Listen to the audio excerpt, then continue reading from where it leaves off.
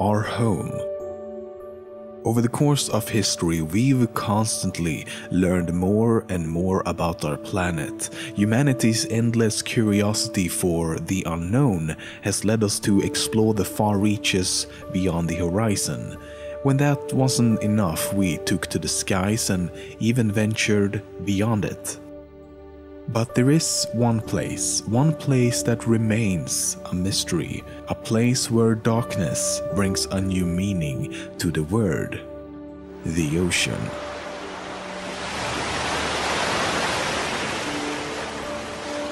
72% of the Earth's surface is covered by water, yet 95% of the world below the surface remains unexplored. We have better maps of Mars and the Moon than we do of the ocean floor. Nearly 50% of all life on Earth is also found in the ocean.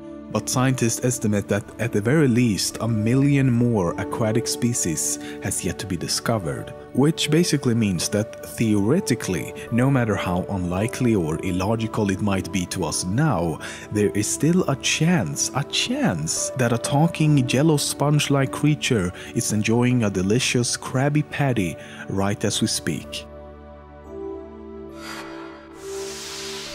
If you've ever flown with a commercial airline and tried to look out the window, things will look pretty small, obviously, but keep that distance in mind. Now imagine that you're on a boat and instead of seeing the ground from high up in the air, you see the ocean floor from the surface.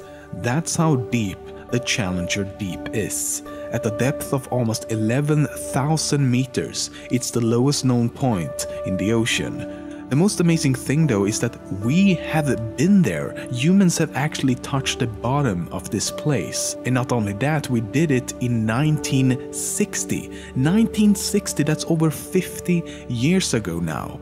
Humans would not visit again until 52 years later, when in 2012, James Cameron, the famous movie director, actually ventured down to the bottom himself. Marine animals have something called cleaning stations. At these stations, fish, sharks, turtles, and other aquatic life congregate to be cleaned by smaller shrimp and fish-like creatures. When the animal approaches the cleaning station, it will open its mouth and position its body in such a way as to signal that it needs cleaning. The cleaner fish will then remove and eat the parasites from the skin and even swim into the mouth and gills of any fish being cleaned.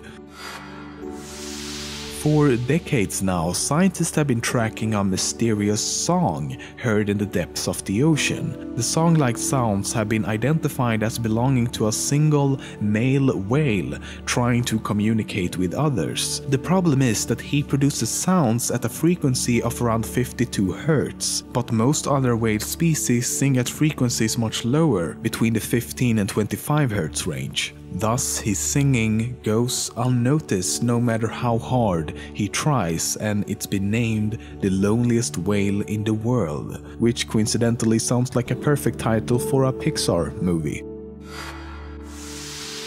It's been estimated that roughly 3 million shipwrecks is right now resting at the ocean floor. As they slowly sank beneath the surface, never to be seen again, they carried with them all their cargo, their gold, everything. So as we speak, there are several billions worth of treasures waiting to be found at the bottom of the ocean. In 2012, a video from an oil rig in the Gulf of Mexico spotted a highly unusual and surreal-looking creature. It was captured over 1,000 meters below the surface, floating around like a sheet or a blanket in the water.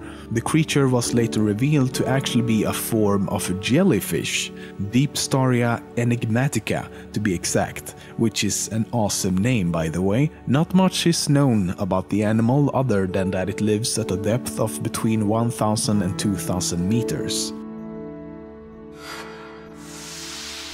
There is something called deep-sea gigantism, and it's exactly what the name suggests. It's the tendency for deep-sea animals to display a larger size than their smaller, more common relatives. For example, the giant and colossal squid. The colossal is the larger of the two and can grow up to 14 meters long, the average length of a freaking bus. Another example is the Japanese spider crab with a maximum leg span of almost 4 meters. There's also the giant oarfish, which can become over 17 meters long, and the giant isopod, which looks absolutely enormous compared to its smaller relatives. It's not exactly known what is causing the creature's increased size. It could be the result of adaptation for scarcer food, greater pressure, the extreme temperature and complete lack of sunlight, or for other unknown reasons.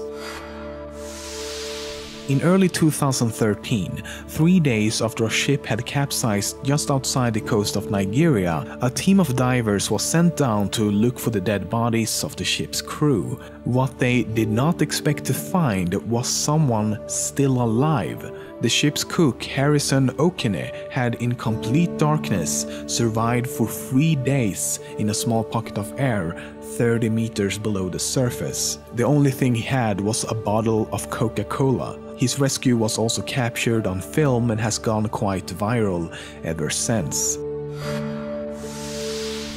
The Bermuda Triangle has long been considered to be a mysterious place with strange paranormal activity. A place where ships and aircrafts alike mysteriously disappear, never to be seen again.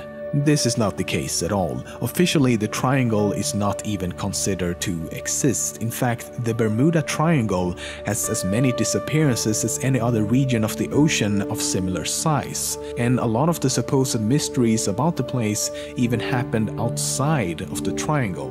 The only reason it's considered paranormal is the work of popular culture. It should come as no surprise that water pollution is a big problem all around the world today. Our complete disregard for destroying something that is absolutely essential for life on this planet is nothing short of astounding. And it's not just about the life in the ocean, it's about life on Earth, humans included. Millions of marine creatures, birds and terrestrial animals are killed every year as a direct consequence of pollution. In China, over 90% of the water in and around cities is polluted, which should come as a shock to no one as they release around 60 million tons of waste into the ocean every single day.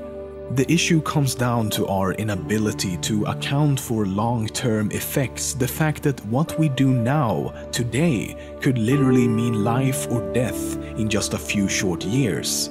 But let's not forget about our pollution of the skies. Global warming has an enormous effect on the oceans as well. About 30 to 40% of the carbon dioxide we release into the atmosphere dissolves into the ocean, rivers and lakes.